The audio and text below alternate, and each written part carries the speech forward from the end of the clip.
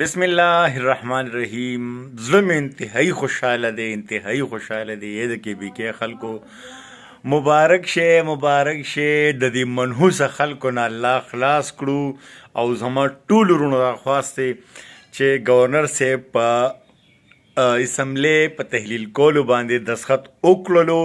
نو زه ټول مؤمنانو ته خواست کوم، مؤمنانو ته، مسلمانانو ته، په دې خبره تاسو پوهیږئ چې د شکرانې نفل منن خامخا د ماسپښین مانځه سره ادا کوي او د رب العالمین سر به سجود شي چې د دې منحوسو نه د کې بي کې حکومت واغستلی شو، ختم کړی شو.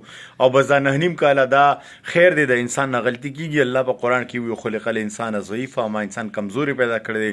بس چې کوم خلکو دا غلطي کړې وه او دا خلک یې سلیکټ کړي وو، په دوباره سلیکټ کړو.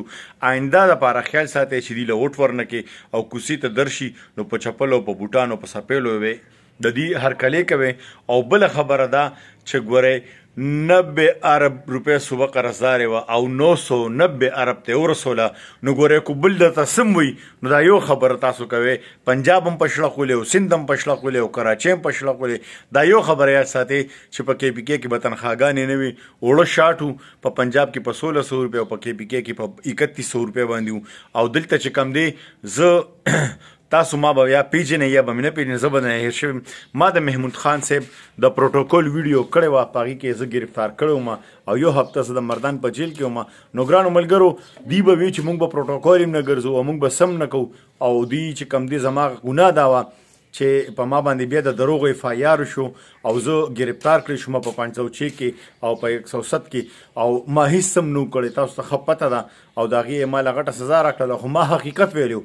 او که یو سړی اعتراض کوي چې دا د PDM سړی دی یا د نیشنل پارټۍ سړی دی، نو د 2016 زما عابد خان آیډیا باندې لاړ شو، پکچر وګورئ چې ما په خانه کعبه کې د PTI ټوپۍ په سر کړې وه. ما هم غلطي کړې وه. الله تعالی دې زما د ګناهونو معافي ماته وکړي سر د ټول امته. خو ګورئ بیا دوکه نه شي. او پاکستان زنده باد، پاک فوج پاینده آباد. چې هر یو فوجي جرنیل راځي زموږ د سر دی، زموږ د ادارو مشر دی. او دوی د باجوا نه ښه کارونه هم واخیستل او بیا د باجوا د بدنامولو دپاره د دنیا مختلف ډرامې وکړې. دا ډرامه باز خلک دي، دا نیازي ډرامه باز دی. او محمود خان صاحب بس د پتاسو باران دی په خپله په ځان بند کو، ختم شو. 15 میاشتې دې پاتې وي، هغوی نه د مخکې استعفا ورکړله. دا د مهنګایۍ خلاف تاسو احتجاجونه کوئ، نو په کار تاسو لدي چې تاسو د خپل حکومت خلاف احتجاج نه کوئ، تاسو حقیقت خلکو ته ووایئ، عوامو ته حقیقت ووایئ.